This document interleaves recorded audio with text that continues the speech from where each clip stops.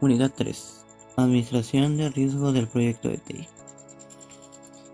La gestión de riesgos. Los riesgos son inherentes a los proyectos. Es necesario realizar una gestión de riesgos de manera eficiente para minimizar su probabilidad de impacto.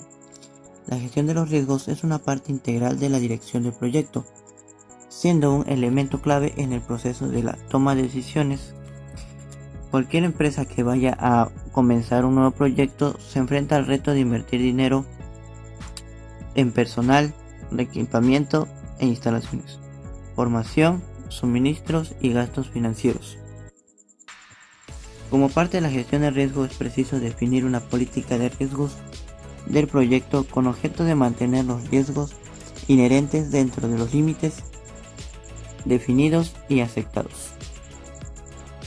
Planeación de la administración del riesgo. Es necesario gestionar estos riesgos de manera que su efecto sobre el proyecto sea nulo o mínimo. En este caso, lo que se pretende mediante la gestión de riesgos es incidir sobre los factores que pueden provocar la aparición de estos riesgos. La gestión de los riesgos consta de 4 procesos: identificación, análisis, planificación de la respuesta, supervisión y control de riesgos, que a continuación pasamos a describir. Identificación de riesgos. Se identifican los riesgos y disparadores asociados del proyecto clasificándolos según los componentes principales del mismo y según los tipos y categorías del riesgo más importantes. Durante este proceso se identificarán también los disparadores, que son síntomas o señales de advertencia de que un riesgo ha ocurrido o está a punto de ocurrir. Requiere considerable planificación e investigación utilizando técnicas diversas. Técnicas de diagrama como el diagrama de Ishikawa o de Espina. Análisis de la hipótesis y escenarios utilizados en la planificación del proyecto.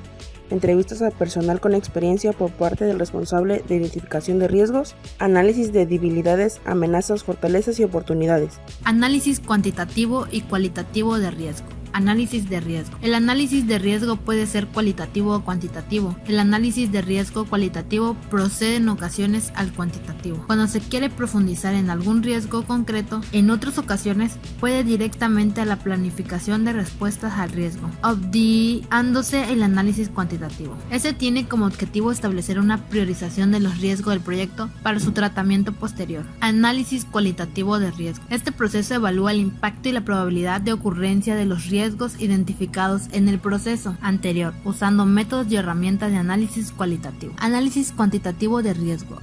Se utiliza técnicas cuantitativas para determinar la probabilidad y el impacto de los riesgos del proyecto. Generalmente se realiza después del análisis cualitativo de riesgos. Entre las herramientas utilizadas para el análisis cuantitativo se encuentran la entrevista. La información recogida de expertos es tratada. Plan de respuesta, monitoreo y control de riesgo. Planificación de respuestas al riesgo.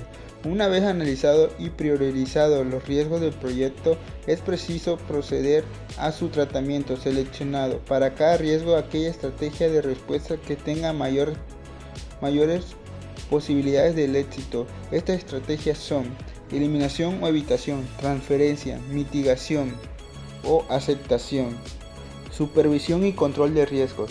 Este proceso se ocupa del seguimiento de los riesgos identificados, de manera que los planes de riesgo son ejecutados por los responsables asignados, de la supervisión de los riesgos residuales, de la aparición de los disparadores que indican algún riesgo que está a punto de producirse, de la revisión de la priorización de los riesgos realizada y de la identificación de nuevos riesgos que pudieran presentarse. El instrumento más potente de control de riesgos son las revisiones del proyecto. En toda reunión y revisión del proyecto debería haber un punto de agenda dedicado al tratamiento de los riesgos, donde se revisarán todos los puntos anteriores. Algunas de estas organizaciones se realizan en auditorías de especificaciones de respuesta de riesgos, en las que se examina la documentación y eficacia de respuesta de riesgo. Otras herramientas que se utilizan es el control del análisis de valor de trabajo realizado y la medición de los rendimientos técnicos que proporcionan datos valiosos sobre las desviaciones de los objetivos del proyecto.